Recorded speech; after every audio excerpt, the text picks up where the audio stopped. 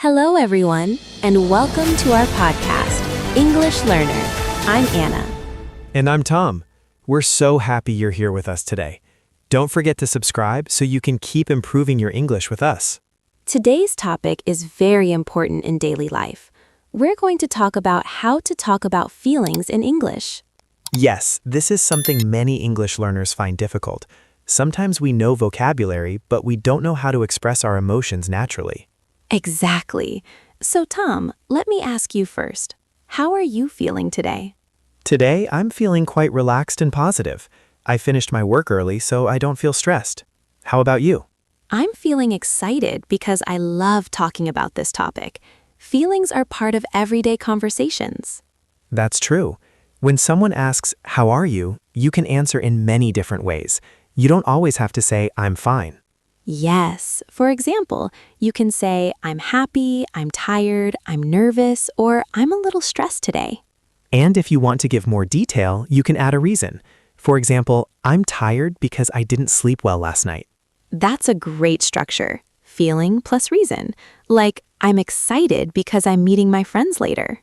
Or, "I'm worried because I have an exam tomorrow." That sounds natural and clear. Let's talk about positive feelings first. Some common words are happy, excited, proud, grateful, relaxed, and confident. For example, "I feel proud of myself because I passed my test." Or, I feel grateful for my family because they always support me. Now let's talk about negative feelings. Words like sad, angry, disappointed, nervous, stressed, and frustrated are common. Yes, but it's important to use them carefully. For example, I feel nervous before speaking in public. Or, "I feel frustrated when I can't understand something in English." That's very honest. And remember, it's okay to talk about negative feelings. It helps people understand you better. Another useful phrase is "I feel like." For example, "I feel like I need a break." That's a good one. Or, I feel like watching a movie tonight. You can also ask others about their feelings. For example, "How are you feeling?" or "Are you okay?" And when someone shares their feelings, you can respond kindly. Say, I understand, or that sounds difficult, or I'm happy for you. Showing empathy is very important in conversations. It makes your English sound natural and friendly. Let's give a short example. If I say, I feel stressed because I have too much homework, what would you say? I might say, "I'm sorry to hear that. Maybe you should take a short break." That's supportive and kind. If I say, I feel excited because I got a new job, what would you say? I would say, "That's wonderful. Congratulations. You must feel very proud." See, talking about feelings is not difficult when you know simple structures. Yes, just remember, feeling word plus reason, or feeling word plus situation. And don't forget to practice. Try describing your feelings every day. For example, today I feel happy because the weather is nice. Or, "Today I feel tired, but I'm still motivated to study." The more you practice, the more confident you'll become when expressing emotions in English. Let's go deeper into different situations. Tom, how can we talk about feelings at school? At school, students often feel nervous, excited, or stressed. For example, "I feel nervous because I have a presentation today." Yes, presentations can make many students nervous. You can also say, I feel more confident now because I practiced a lot. That's a good example. Practice really helps reduce fear. Another sentence could be, "I feel proud because I improved my English score." I like that one. It shows progress. What about feelings at work? At work, people might say, "I feel stressed because I have too many tasks." Or, I feel satisfied because I finished my project on time. That's a very natural sentence. You can also say, "I feel appreciated when my boss says thank you." Appreciation is important. It makes people feel valued and motivated. Now let's talk about feelings in friendships. For example, "I feel happy when I spend time with my friends." Or, I feel sad when my friend is upset. That shows empathy and care. Sometimes misunderstandings happen. You can say, "I felt hurt when you didn't reply to my message." That's honest but respectful. It's better than saying something angry. Yes, using "I feel" sentences is a polite way to express emotions. It focuses on your feelings instead of blaming others. That's a very important tip. Instead of saying, you make me angry, you can say, I feel angry when this happens. Exactly. It sounds calmer and more mature. Let's also talk about body language. When you talk about feelings, your voice and face are important. That's true. If you say, I'm excited, but your face looks bored, it doesn't sound real. So try to smile when you talk about happy feelings. Speak softly when you talk about sad feelings. Good advice. Another useful phrase is, I've been feeling. For example, I've been feeling tired lately. Or, I've been feeling more confident since I started practicing English every day. That structure is great for talking about recent emotions. You can also ask deeper questions like, why are you feeling that way? And when someone answers, listen carefully. Don't interrupt. Just say, I see, or that makes sense. Active listening is very important in emotional conversations. Yes, because sometimes people don't need advice. They just want someone to understand them. That's very true. Simply saying, I'm here for you, can mean a lot. Let's give one more example conversation. If you say, I feel disappointed because I didn't win the competition, what could I say? Maybe you could say, I understand. You worked very hard. There will be more opportunities in the future. That's supportive and encouraging. And if someone says, I feel proud because I achieved my goal, you can reply, you deserve it. I'm really happy for you. See? Talking about feelings helps build stronger relationships.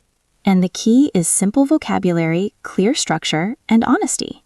Yes, don't try to use very difficult words. Simple sentences like, I feel happy, I feel worried, or I feel hopeful are enough. Let's continue talking about feelings in different situations. Tom, how do people usually talk about feelings in family conversations?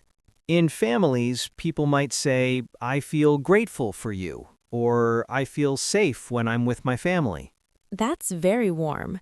You can also say, I feel worried about you if someone is sick or having problems. Yes, that shows care. And if there is a small conflict, you can say, I feel upset when we argue. That sounds calm and respectful. It's better than shouting or blaming. Exactly. Using I feel sentences helps avoid arguments. Now let's talk about talking about feelings in public situations, like giving a speech. Many people say, I feel nervous speaking in front of many people. And after the speech, they might say, I feel relieved that it's finished. That's very common. You can also say, I felt confident because I prepared well. Preparation really changes feelings. When you're ready, you feel calmer. Let's talk about feelings in learning English. Good idea. Many learners say, I feel shy when I speak English. Or, I feel embarrassed when I make mistakes. That's normal, but you can change that thinking. You can say, I feel proud because I'm improving every day. That's a positive mindset. Another sentence could be, I feel motivated when I understand a new word. Yes, small progress creates positive feelings. Now let's learn some stronger feeling words. Instead of just happy, you can say thrilled or delighted.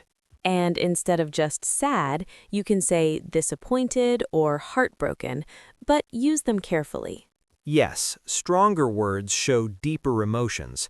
For example, I was thrilled when I passed my exam. Or I was disappointed because I didn't get the job. Another useful structure is it makes me feel. For example, listening to music makes me feel relaxed. That's a very natural sentence.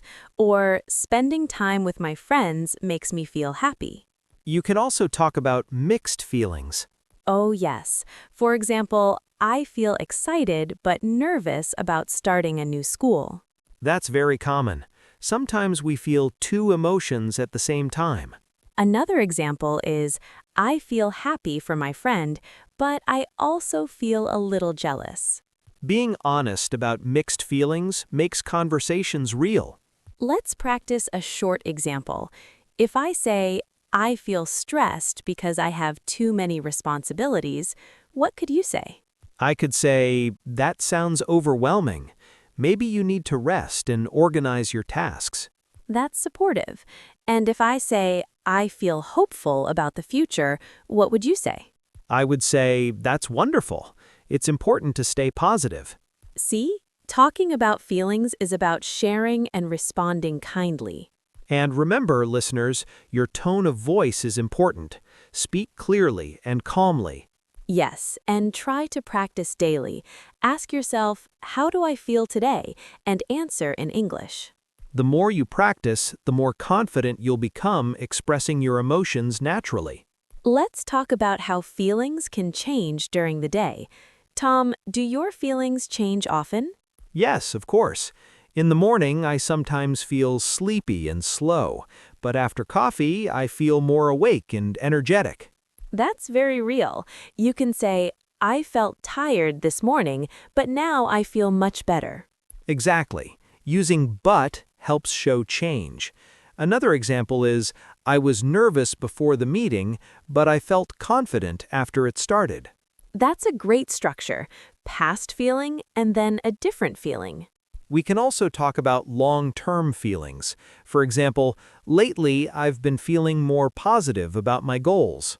Or recently I've been feeling stressed because I have many responsibilities. Those sentences are useful when talking to close friends. Yes, and when someone shares long-term feelings, you can say, do you want to talk about it? That's caring and supportive. Let's talk about feelings in special moments, like achievements. When you achieve something, you can say, I feel accomplished. Or I feel satisfied with my progress. That sounds mature and confident. What about when plans don't work out? You can say, I feel disappointed, but I will try again. That shows resilience. Another sentence is, I feel frustrated right now, but I know it's temporary. Good example. It's important to express feelings without losing hope. Let's also talk about comforting someone. If your friend says, I feel lonely, what can you say? I could say, I'm here for you. You're not alone. That's very kind.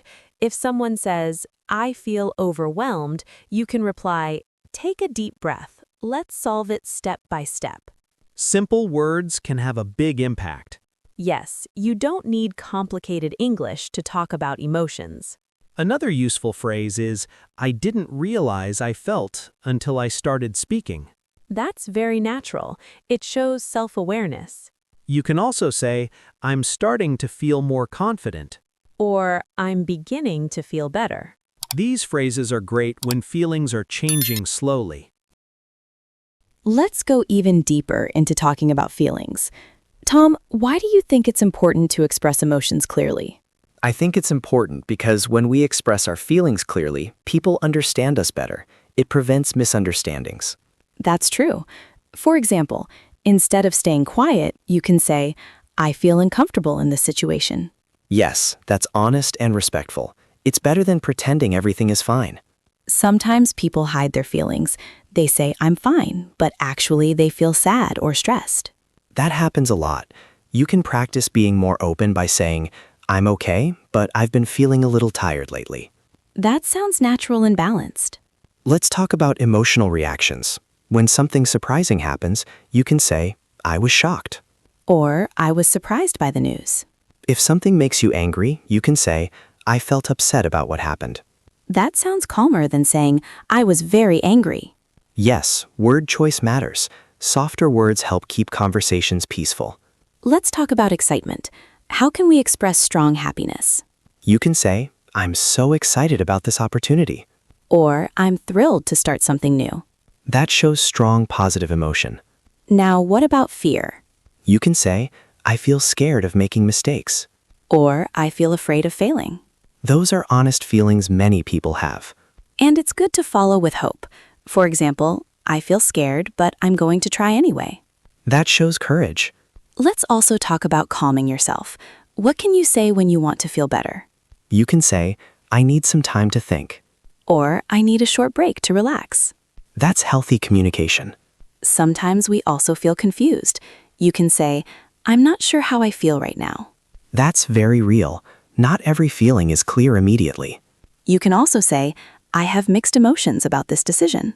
That sounds very natural in serious conversations. Let's practice another short role play. I'll say something emotional. I feel left out when my friends make plans without me. I'm sorry you feel that way. Maybe you can talk to them about it. Good response. Now you try. I feel nervous about my future. That's normal.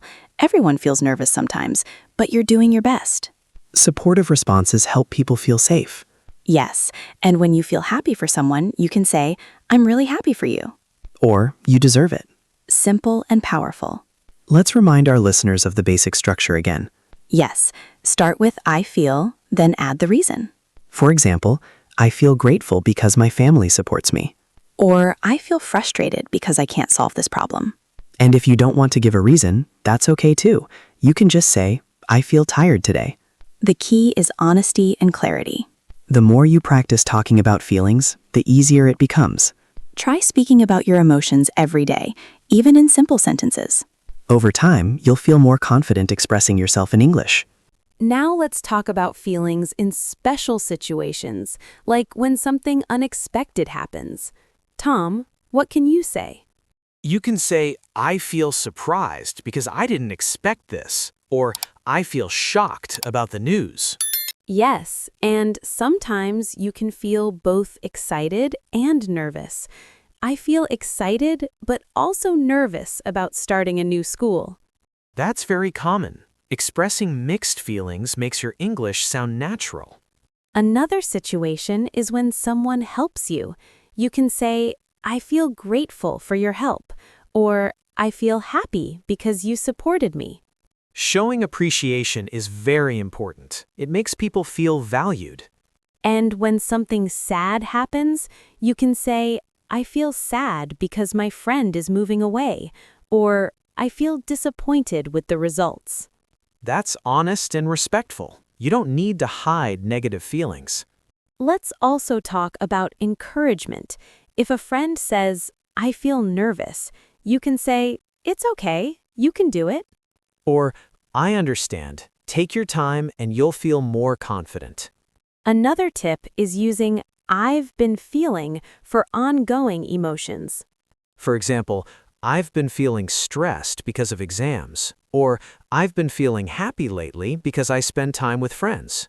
Using I've been feeling sounds natural when talking about changes over time. Yes, and you can also talk about small feelings in daily life.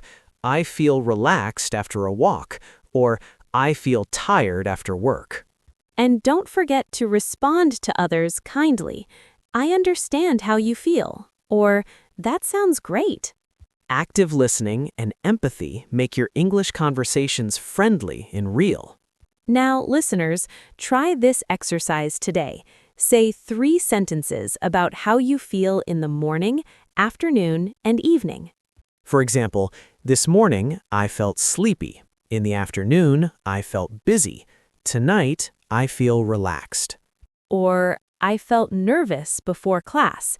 I felt happy during lunch. I feel calm now. Practicing every day makes expressing feelings easier. That's right.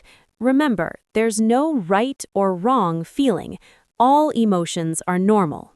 And expressing them clearly and respectfully helps you connect with people and speak English naturally. We hope you enjoyed today's episode and learned useful ways to talk about your feelings in English. Don't forget to subscribe to English Learner and share this podcast with your friends. Keep practicing every day. Be honest about your emotions, and soon speaking about feelings will feel natural and easy. Thank you for listening, and we'll see you next time. Bye. Bye, everyone.